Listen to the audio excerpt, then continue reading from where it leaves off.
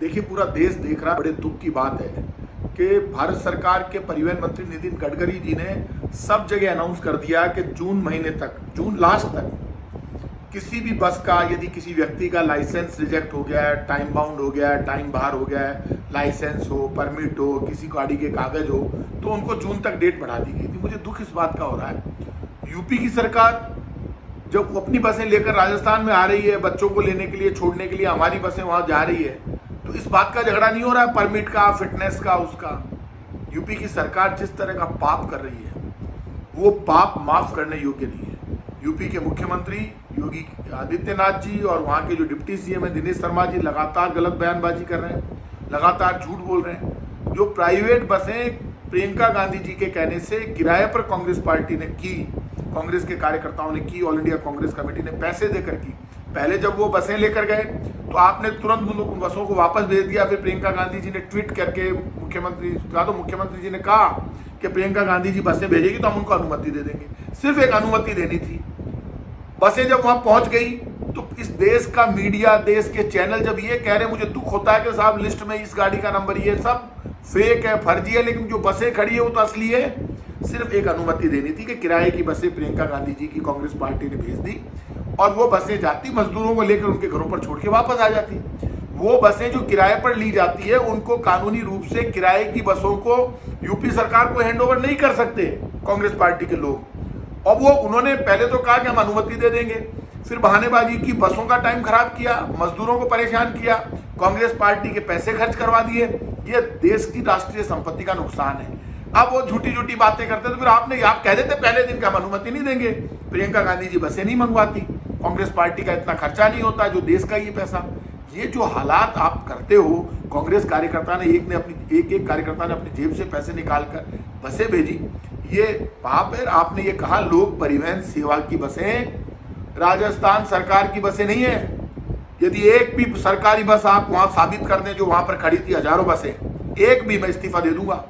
एक भी सरकारी बस नहीं है। दिनेश शर्मा जी शर्म कीजिए, पाप लगेगा आपको, जवाब देना पड़ेगा इस संकट की घड़ी में। चाहे मैं कांग्रेस का हूं, चाहे आप बीजेपी के हैं, आप पाप करेंगे तो पाप का हिसाब आपको देना होगा। हम पाप नहीं कर रहे हैं, पाप करने वालों को भगवान माफ नहीं करेगा।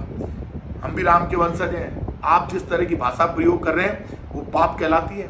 आप कह रहे हैं लोक परिवहन सेवा की बसें राजस्थान सरकार की है। लोक परिवहन सेवा की बसें हमारे यहाँ प्राइवेट है और ये आप ही की बहन वसुंधरा जी ने शुरू की थी जब वो मुख्यमंत्री थी, लोक परिवहन सेवा। और लोक परिवहन सेवा नाम दिया गया प्राइवेट बसों को। हमारे यहाँ की बसों का नाम राजस्थान राज्य पथ परिवहन निगम है, राजस्थान रोडवेज जिसको कहते हैं, जो आपके यहाँ आती है। इतनी सी बात को लेकर इतना बड़ा झंझट, इतना प्रेस्टीज इशू, इतना ज्यादा आप गलत बोल रहे हैं। क्या क्या कांग्रेस के ऊपर आरोप लगा रहे हैं, क्या क्या आप आरोप लगा रहे हैं। राहुल गांधी जाकर फुटपाथ पर मजदूरों के साथ बैठ गए, उस दिन से दर्द शुरू हो गया। आपके केंद्र सरकार के मंत्री गायब हैं, प्रधानमंत्री जी गायब हैं, टीवी पर दिखाई देते हैं। कोरोना के डर से ना प्रधानमंत्री जी ना उनकी केंद्रीय कैबिनेट का एक भी सदस्य फुटपाथ पर जाकर नहीं बैठा, मजदूर से नहीं मिला।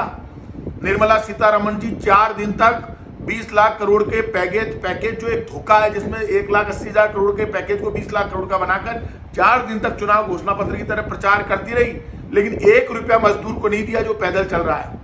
प्रधानमंत्री जी यदि मजदूर का दर्द समझते और केंद्र सरकार दर्द समझती तो ये झगड़े की जरूरत नहीं थी। दिल्ली में एक कंट्रोल रूम बनाते, उस कंट्रोल रूम से 100 अधिकारियों के नंबर जारी करते, केंद्र सरकार खुद मॉनिटर करती। पूरे देश में मजदूर आज भी तड़फ रहा है, तरस रहा है। प्रधानमंत्री जी ने अभी तक एक शब्द नहीं बोला मजदूरों के लिए।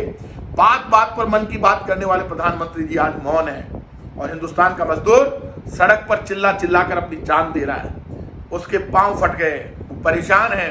सबसे ज्यादा वोट, सबसे ज्यादा पावर जिस उत्तर प्रदेश ने दी, जिस उत्तर प्रदेश से प्रधानमंत्री खुद एमपी बने, वहां रोज लाठियां पड़ रही है, भूख से मर रहा है, पटरी पर मर रहा है, सड़क पर मर रहा है, दुर्घटना में मर रहा है, अभी भी पैदल चल रहा है मजदूर। लेकिन प्रधानमंत्री जी का बयान नहीं आया, केंद्रीय मंत्रियों का बयान नहीं आया, कोई दिल्ली में कंट्रोल रूम नहीं बना। केंद्र सरकार का काम सिर्फ ये रह गया प्रधानमंत्री जी का कि खाली थाली बजाइए, एक दिन दिया जलाइए, वो भी मान लिया। हाथ जोड़कर प्रधानमंत्री जी विनती है, खाली थाली बजवाइए, इसमें थोड़ा आटा, चावल, दाल डाल देते। और जो आपकी निर्मला सीतारमण जी ने बोला कि 2 महीने का राशन फ्री देंगे मजदूर को, 2 महीने से तो पैदल चल रहा है मजदूर सड़क पर। आप 2 महीने का नहीं, आप उसको कहते हैं 1 साल या 2 साल का राशन फ्री देंगे। एफसीआई के गोदामों में क्यों सड़ रहा है? और इस वक्त यदि कोई पार्टी बसें ले जाकर खड़ी करती है तो राजनीतिक बयानबाजी शुरू हो जाती है। कांग्रेस और बीजेपी क्या बयान देती है, इससे मजदूर को मतलब नहीं है। उम्मीद करता है देश के प्रधानमंत्री नरेंद्र मोदी जी से, देश के केंद्रीय मंत्रियों से, केंद्र की सरकार से, जिसके पास सबसे ज्यादा ताकत है, उनकी कोई भूमिका इस वक्त नजर नहीं आ रही। केंद्र सरकार सिर्फ ये कहती है कि राज्य आपस में बात कर ले और ऐसा कर ले वैसा कर ले, सिर्फ ज्ञानबाजी और बयानबाजी। भाषण से पेट नहीं भरेगा भाई साहब, राशन चाहिए। और मैं फिर कहूंगा, उत्तर प्रदेश की सरकार ने महापाप किया है और योगी आदित्यनाथ जी जो मुख्यमंत्री है उन पे तो दुख इस बात का है कि जो उन्होंने ये कहा कि पहले तो काम अनुमति दे देंगे और उसके बाद उन्होंने अनुमति नहीं दी, इनके खिलाफ भी मुकदमा दर्ज होना चाहिए और प्रधानमंत्री जी को इस मामले में बात करनी चाहिए कि आप झूठ बोलते हैं, ट्वीट पे झूठा ट्वीट करते हैं, अनुमति मांगते हैं, अनुमति देने की बात करते हैं, बसें पहुंच जाती है तो कहते हैं अब हम नहीं देंगे और वहां लोगों को गिरफ्तार कर लिया जाता है। इससे देश डरेगा नहीं, लड़ेगा। लेकिन एक बात साफ हो गई, कोरोना संकट के समय में देश की केंद्र सरकार की पोल खुल गई, उत्तर प्रदेश की भारतीय जनता पार्टी की सरकार की पोल खुल गई। ये धर्म विरोधी सरकार है, ये मानव विरोधी सरकार है, ये लोकतंत्र विरोधी सरकार है, ये गरीब विरोधी सरकार है, ये मजदूर विरोधी सरकार है। केंद्र की भाजपा सरकार भी गरीब विरोधी, मजदूर विरोधी, धर्म विरोधी सरकार है। इनके गरीबी को देखकर इनका दिल नहीं पसीजता, दर्द नहीं होता इनको। इसलिए इन्होंने जो पाप किया, महापाप किया, उसके लिए हिंदुस्तान और भगवान इनको कभी माफ नहीं करेंगे।